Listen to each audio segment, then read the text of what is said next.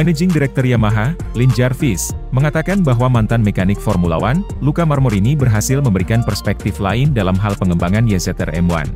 Pada tahun 2022 lalu, pabrikan asal Iwata itu memutuskan untuk melakukan kerjasama dengan Mar Motors. Mar Motors merupakan perusahaan milik Luca Marmorini yang memiliki spesialisasi pada bagian powertrain, dan sudah lama berkecimpung di Formula One. Keputusan tersebut sebenarnya dilakukan Yamaha, untuk menambal kekurangan yang mereka miliki dalam mengembangkan YZR M1.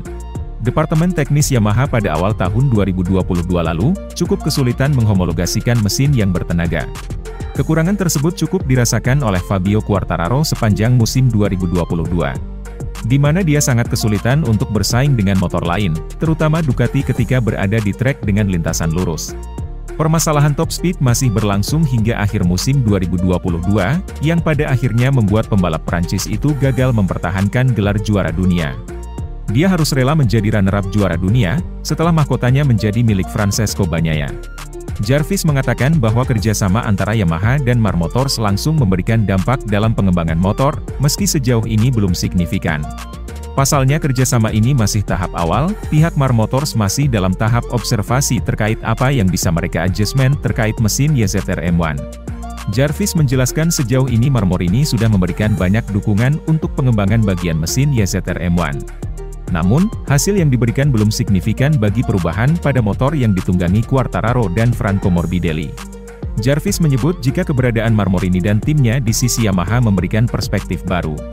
Jika tahun ini mereka belum mendapatkan motor yang bertenaga, kemungkinan besar di tahun 2024 mereka akan mendapatkannya.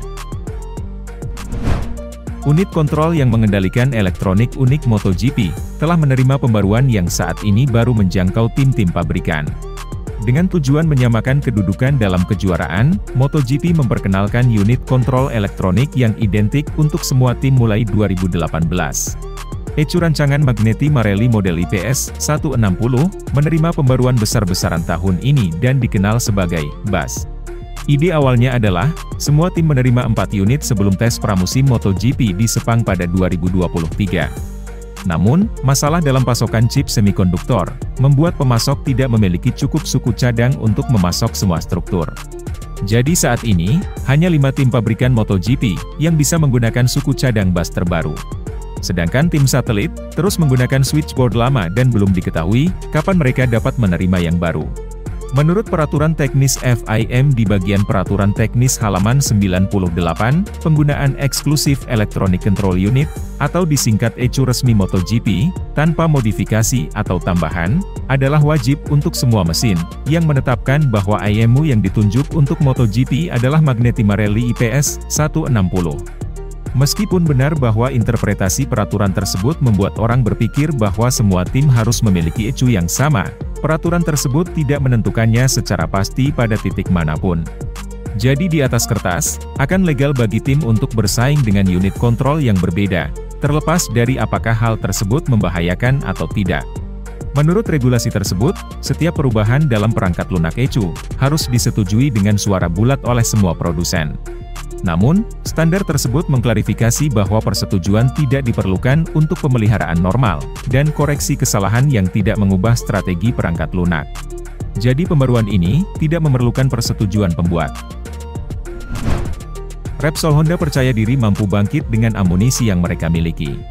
Menghadirkan pemutakhiran yang kompetitif untuk RC2-3V, menjadi janji manis mereka untuk para juara dunia di dalam tim.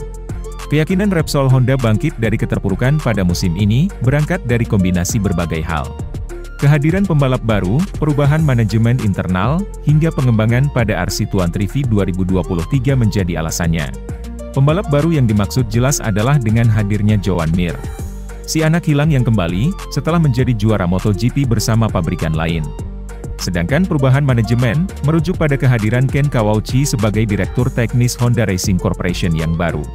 Perubahan juga terjadi dalam distribusi suku cadang, di mana Honda kini bekerja sama dengan 2 produsen ternama, yaitu Kales untuk swing arm dan Akrapovic untuk knalpot.